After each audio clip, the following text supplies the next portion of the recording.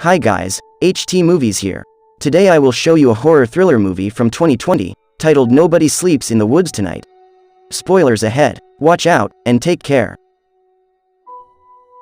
The movie begins with a postman paddles his bike down the road to arrive at a secluded old house in the middle of the woods. Inside the house, a woman is washing bloody clothes on a battered board in a tub with loud music playing in the house. A photo of twin boys can be seen hanging on a wall in the house.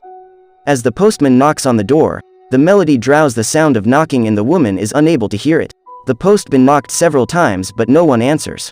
He hears some strange sounds that follows them around the house.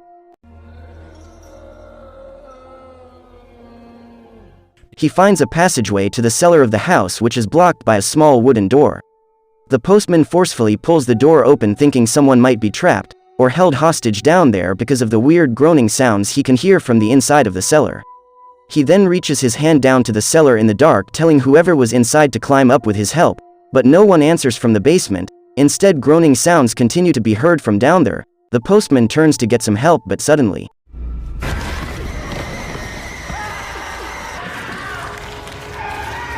the postman was dragged into the cellar by an unseen creature. 30 years later, a bus fully loaded with teens drive through the thick polished forest, disappearing under the thick tree canopy towards the Adrenaline Office trekking camp.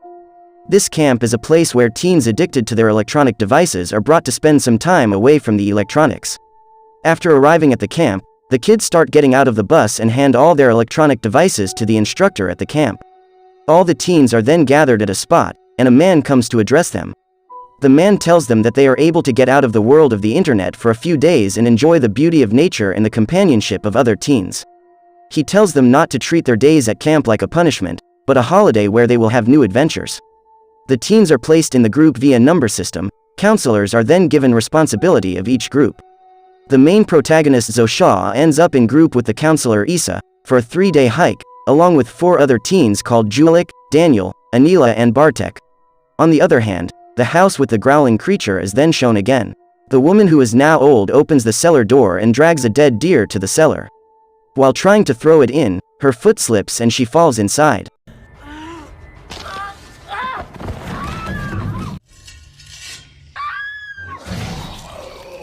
Creature kills her in a gigantic sickly hand, takes the keys to the creature's chains from her, unlocking his change, getting free for the very first time in all these years. Heavy feet are then seen climb up the stairs of the cellar. The teen starts their trekking trip with their counselors.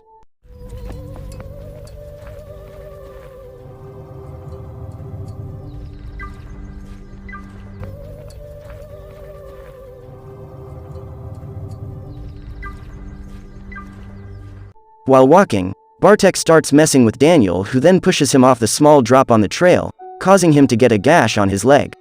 Isa bandages his leg and they continue walking ahead. During the trip, Julik takes a stop to empty his bladder and comes across a dead rotting happy and deer. When he calls everyone over to investigate, Isa notices that the deer had not been killed by a hunter but some huge predator. When the others are confused, Zosha saw a strange hand from behind the tree. Feeling it was just a hallucination, she didn't tell the others. They stopped by a lake to spend the night and set up camp. At night, while discussing why each of them listened to the camp, they hear some noises from the nearby bushes. Isa goes to check and finds a fox cub. They are all then sent to sleep in their tents. After most of them fall asleep, Daniel sneaks out of his tent and goes to the lake to smoke a cigarette. Anila follows him soon after and they sit by the lake talking and smoking together. After having fun by the lake, Anila goes back to her tent and Daniel starts using his mobile that he managed to sneak into the camp. As Daniel's using his cell phone unaware of his surroundings, a gigantic man comes to him.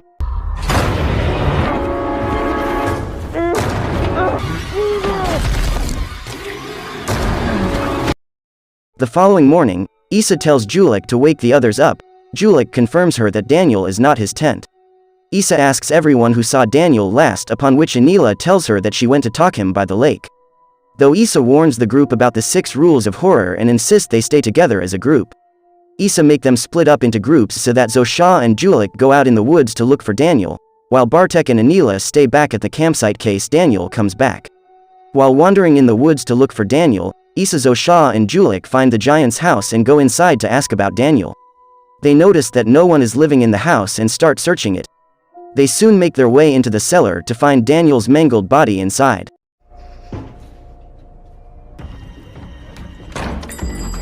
Just then the giant returns and walks down to the cellar.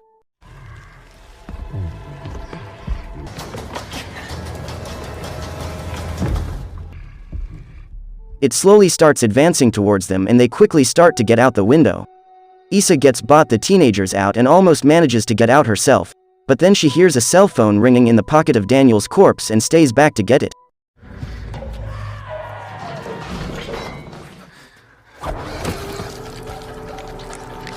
The two wait outside for their counselor but only get her ripped off head thrown out their feet and start to run. Back at their campsite, Bartek and Anila sit talking about problems they face in life.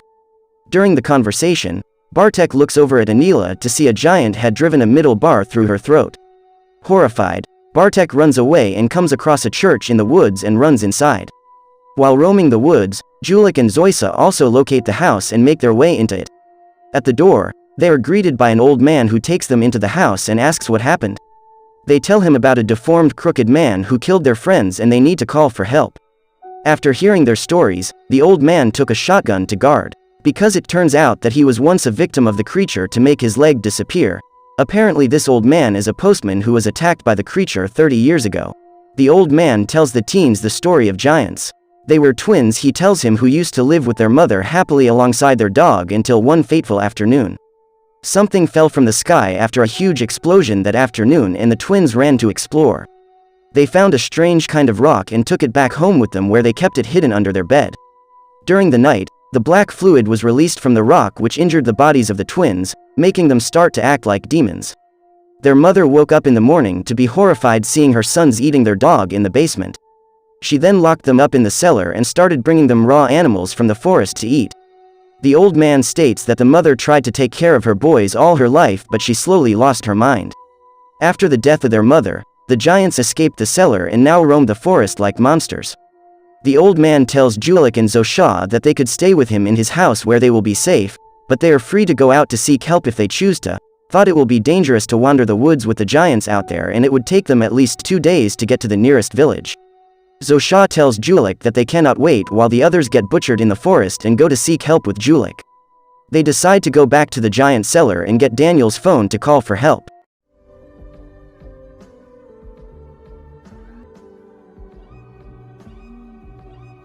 Julik tries to distract the killer with some noise while Zosha sneaks into the cellar and starts looking for Daniel's phone.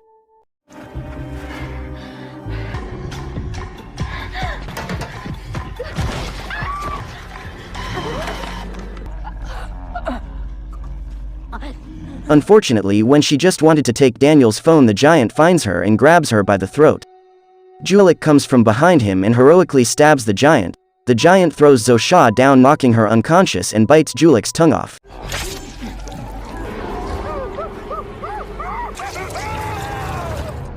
Zosha later wakes up to find herself chained up, while Julik is lying there gurgling blood with a knife in his stomach. Julik requests Zosha to end his agony. Seeing him suffering from the knife embedded in his abdomen, Zosha takes hold of the knife and twists it to end this pain. She uses her knife to unchain herself and considers escaping, but then takes a machete from the room and instead decides to kill the giant. She goes upstairs hearing the giant snoring on the bed. She carefully sneaks out of the cellar to the side of his bed and stabs him until he completely stops moving. Finish him!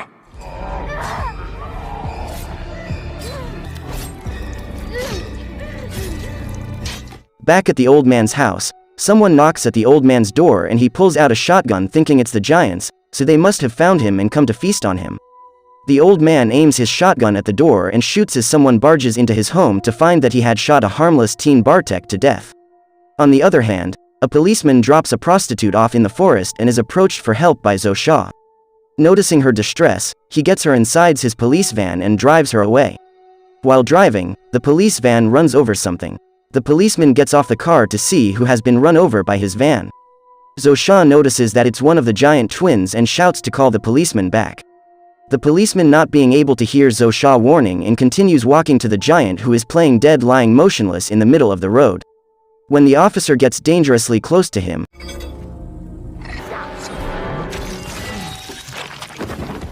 Zosha, who was not able to get out of the back of the police van, manages to break the window and run to the driver's seat.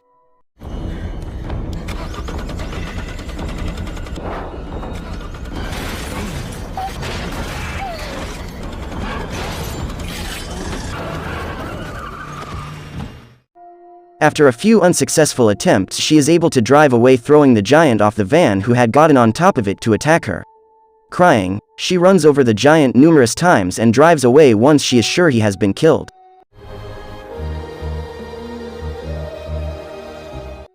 Later, two men are showing to be drunk and walking in the woods. They walk down the road to see the giant lying in the middle of it. The giant got up from the road and his twin also woke up in his bed after surviving the stabbing, and they will return to search for the next victim. Make sure to subscribe and turn on notifications, so you can watch more video like this. Thanks for watching this video until the end, and see you in the next video.